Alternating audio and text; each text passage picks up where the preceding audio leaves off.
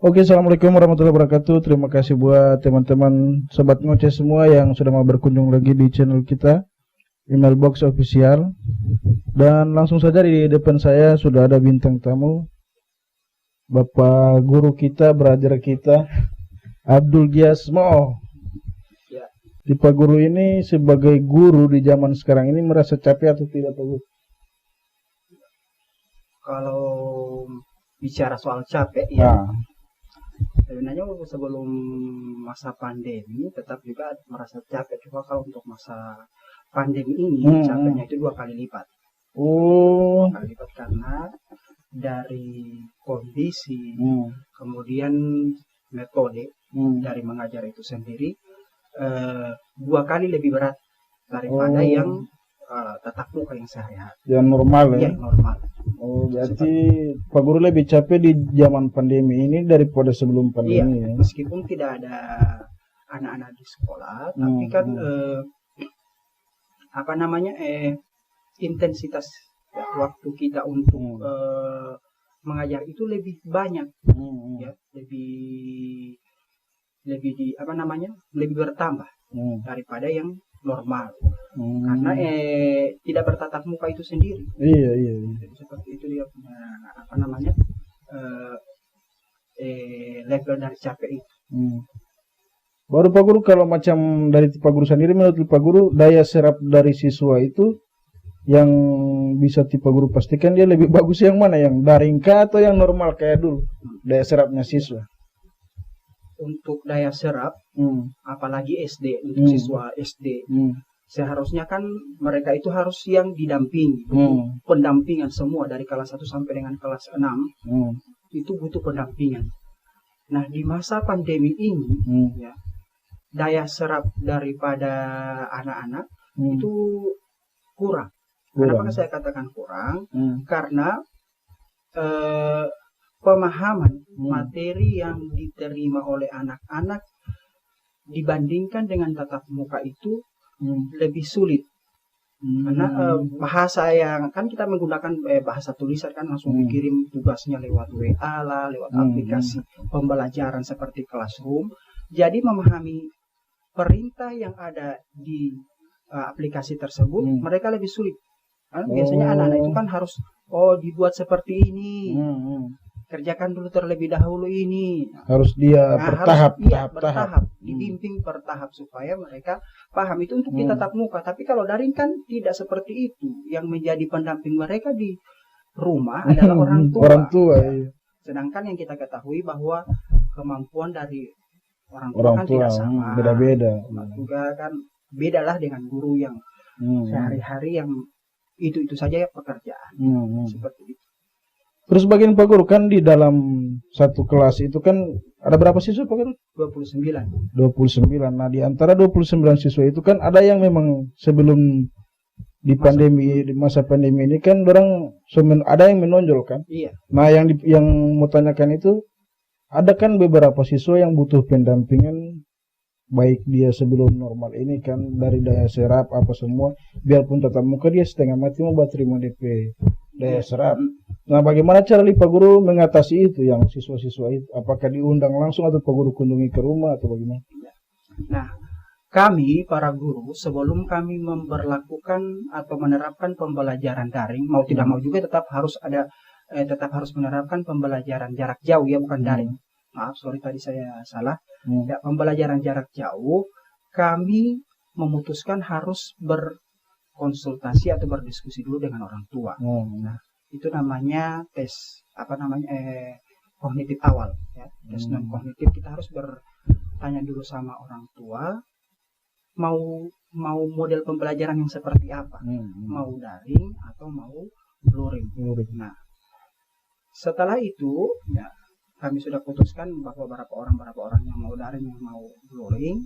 Nah, sebagai guru, sebelum kita menentukan metode atau cara mengajar kita di daring ini kan tidak sama kan? Iya. Kalau untuk tatap muka ya oke lah, satu kali kita bisa ambil saja satu metode yang sama untuk tiap harinya boleh. Tapi kalau untuk daring kita harus tahu karakteristik anak ini, anak boleh tidak. Jadi dipetakan dulu. Nah, kita lakukan dulu tes non kognitif awal. Tesnya bagaimana? Nah, tesnya kita membuat soal seperti pretest seperti itu ya. Pretest ada 10 nomor soal yang terdiri dari materi sebagian besar dari kelas yang sebelumnya. Ya, kelas sebelumnya itu kita ambil soalnya random. Kalau mata pelajarannya apa saja yang kita bisa buat, kita tes, baru kemudian kita lihat kemampuan anak ini bagaimana. Dan otomatis itu bukan hasil, bukan tolak ukur yang pas, ya, karena tes kan biasanya kan ada orang tua yang kerja begitu kan. Ya. Betul. Jadi cara yang paling lebih dekat, yang lebih bagus, yakni kita tetap harus berdiskusi dengan orang tua. Nah, bagaimana ini anak ini di rumah? Kalau di rumah ini dia sehari-harinya kegiatannya apa? Tanya dulu, Pak Guru, ini anak saya kalau di rumah pulang dari sekolah, habis nonton tidur siang. Ada Pak Guru, saya punya anak 1 hari bermain terus. Jadi pendekatan setelah kita klasifikasikan setiap anak, itu setiap kelas, dan lihat, oh ini yang untuk pendekatan daring yang model seperti ini, daring sinkron atau daring asinkron. Setelah kita lihat itu sudah ada kelompok-kelompok tertentu, baru kita tentukan metode apa yang cocok. Ya. Jadi metode itu ditentukan per orang, per siswa. Iya, per kelompok. Iya. Apa dia bilang klasifikasi ya? Iya, kalau diambil per siswa ya yang guru kan. Jadi seperti itu. Jadi ada kan yang memang karakter anak itu berbeda-beda, tapi ada yang hampir sama. Jadi dikelompokkan. Dikelompokkan mana yang bisa cocok dengan metode itu kan, langsung cocok dengan metode ini, langsung kasih materi, langsung suruh lihat, bisa dilepas lah kalau dalam tanda kutip dia bisa dilepas. Oh ini anak bisa dilepas, bisa maksudnya artinya tanpa pendampingan guru yang intens ya bisa dilepas. Ada anak yang butuh bimbingan, bimbingan. Jadi itu yang diklasifikasikan, bukan per orang. Kalau bahasa orang tua mate kalau mau langsung satu per orang ya. Jadi seperti itu. Terus kalau macam misalnya di daring ini kan, apakah ada tidak siswa-siswa yang sampai kan biasa ada yang tidak mengerti kan? Iya. Apakah Pak Guru membatasi jam dari siswa untuk bertanya ke Pak Guru, atau tidak ada batasan? Misalnya hari ini dia sampai jam 9 malam, atau cukup di jam 8 malam bisa melayani siswa yang ingin bertanya, atau bebas? Kesepakatan. Ada kesepakatan antara orang tua dengan antara orang tua, guru dan siswa.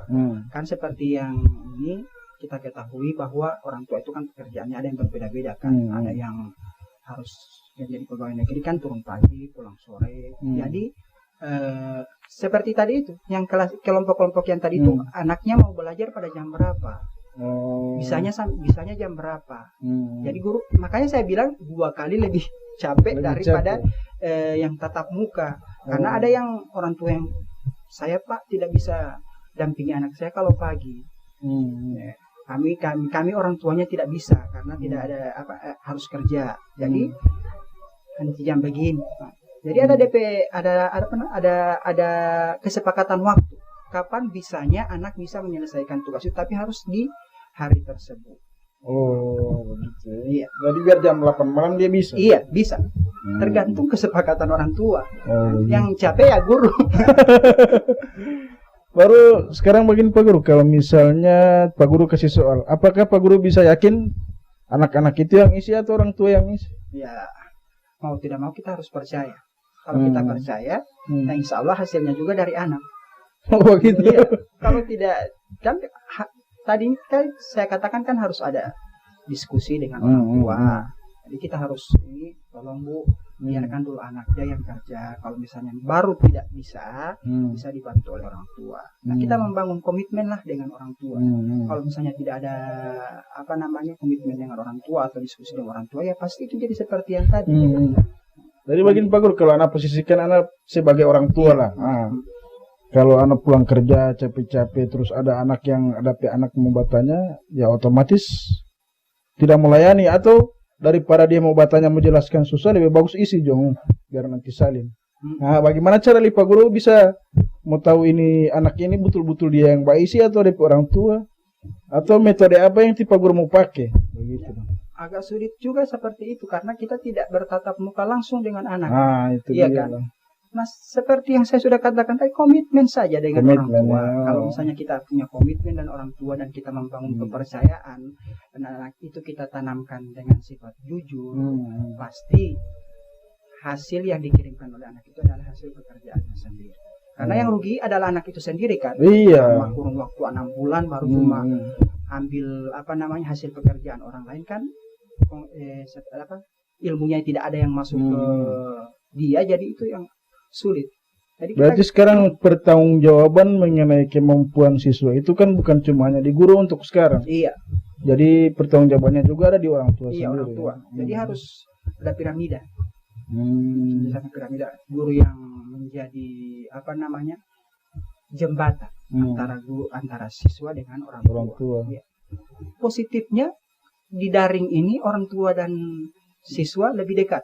Oh lebih iya, mengetahui betul. kemampuan anaknya. Oh, ini anakku ternyata kemampuan di mata pelajaran ini masih ini. Dan tidak melulu 6 bulan satu kali baru tahu hasilnya rapot. Oh iya.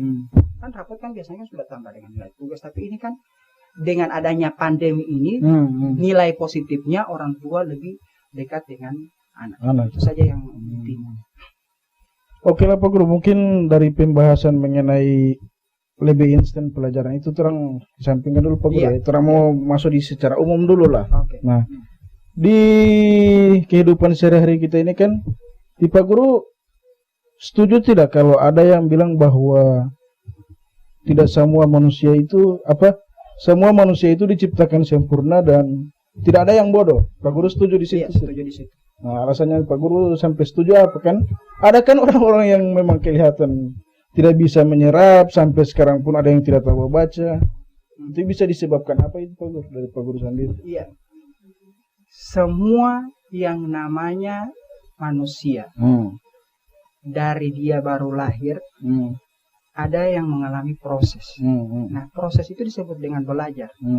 Dari dia bisa berteriak, belajar. Mengucapkan 1-2 suku kata, dia tetap belajar. Nah, tinggal yang di sini adalah disiplin. Karena kan kita dengarkan dari guru-guru zaman dahulu, tidak ada siswa yang bodoh. Yang ada itu adalah malas. Iya, betul. Kalau memang tidak disiplin, segampang apapun itu, materi tetap tidak akan bisa tidak bisa diserap. Jadi seperti itu. Kemudian juga mungkin dari segi ini ya, gen atau apa? gizi ya. Gizi. Ya, memang juga kalau ada yang memang yang lahir memang sejak lahir yang memang ada. Sebenarnya itu bukan bodoh, mungkin ada turunan. Ya, turunan seperti itu, keterbelakangan ya. Jadi pendekatannya lain lagi. Bukan bodoh itu, bukan itu namanya kekurangan, bukan bodoh. Bukan tidak bisa menerima. Iya, bukan tidak bisa menerima, cuma pendekatan yang lain yang harus diterapkan kepada anak itu. Ada sekolah khusus untuk itu. Kalau untuk kalau bodoh, yang sekolah-sekolah umum yang lengkap semua, yang ada bisa berpikiran yang ini, itu bukan bodoh, tapi lebih kepada malas. Baru bagian Pak Guru, ada bahasa yang ya kayak disleksia. Pak Guru tahu disleksia? Disleksia itu adalah suatu penyakit atau apalah dari saraf yang orang tidak bisa menyerap huruf, tidak bisa tahu huruf, sampai dia lambat membaca atau apa. Nah, cara penanganan itu kan dia sebenarnya kan dia orang normal kan? Iya. Cara Pak Guru menangani itu bagaimana Pak Guru? Ya. Kalau ya seperti yang saya sudah katakan tadi, ada sekolah khusus yang menangani itu. Tapi kan tidak semua siswa, ada yang tidak mau kan? Iya. Kan diseleksi itu kan dia bukan cacat yang kelihatan. Iya. Nah, di di sekolah umum itu ada yang namanya program inklusi. Inklusi. Iya, inklusi itu dia yang menangani siswa-siswa dengan keadaan seperti itu, seperti disleksia, yang disabilitas lah, namanya ketidakmampuan terhadap sesuatu. Tapi tidak segampang itu menentukan bahwa dia harus di program inklusi. Ada yang tidak, yang orang tua yang memang ngotot tidak mau sampai anak tidak, gengsi kan? Iya, tidak cacat atau apa. Nah, bisa dikatakan dia termasuk di program inklusi, ada melalui beberapa beberapa seleksi supaya dia bisa tahu, oh ini bisa langsung di ini. Kan ada yang seperti sampai dengan kelas 5 tidak bisa baca. Iya. Setelah dilihat ada yang cuma faktor lingkungan, berarti bukan disleksia dari penyakit, bukan dari penyakit, mungkin dari keadaan lingkungan itu sendiri ya, atau memang kan tadi malas tadi itu. Ya. Baru ada dari orang tua juga tidak mau membimbing. Iya, memang kalau misalnya yang tadi seperti pertanyaan tadi disleksia, itu yang jawaban saya adalah ada yang menangani khusus itu, ada guru yang menangani khusus itu, tidak sembarang guru. Kalau kami yang guru umum seperti ini bukan tidak boleh. Maksudnya takutnya kan salah metode. Iya, salah metode. Nah, kalau misalnya seperti yang tadi yang ada yang berkembang sekarang kan banyak kan yang sampai kelas 3 tidak bisa baca ya. Kami yang sebagai guru umum yang mengetahui kemampuan anak tersebut hanya disebabkan oleh faktor lingkungan atau dari keluarga itu sendiri. Nah, solusi kami adalah menambah jam. Ya, menambah jam atau bimbingan kepada anak tersebut.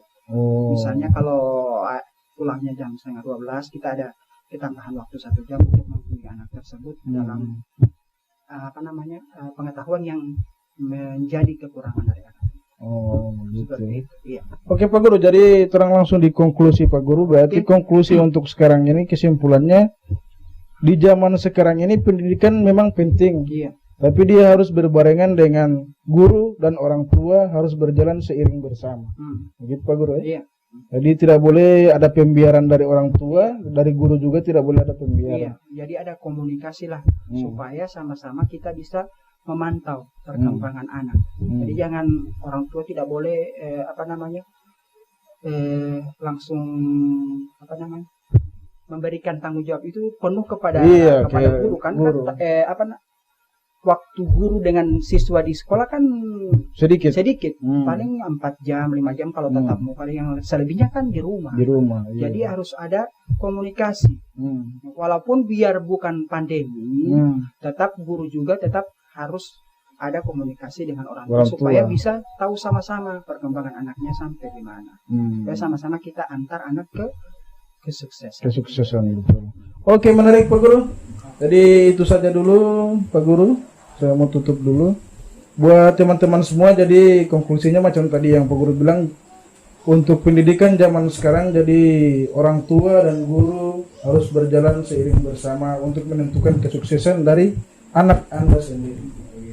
Oke, terima kasih. Jangan lupa di like, subscribe, komen, and share ke teman-teman kalian. Oke, terima kasih Pak Guru. Assalamualaikum warahmatullahi wabarakatuh. Waalaikumsalam.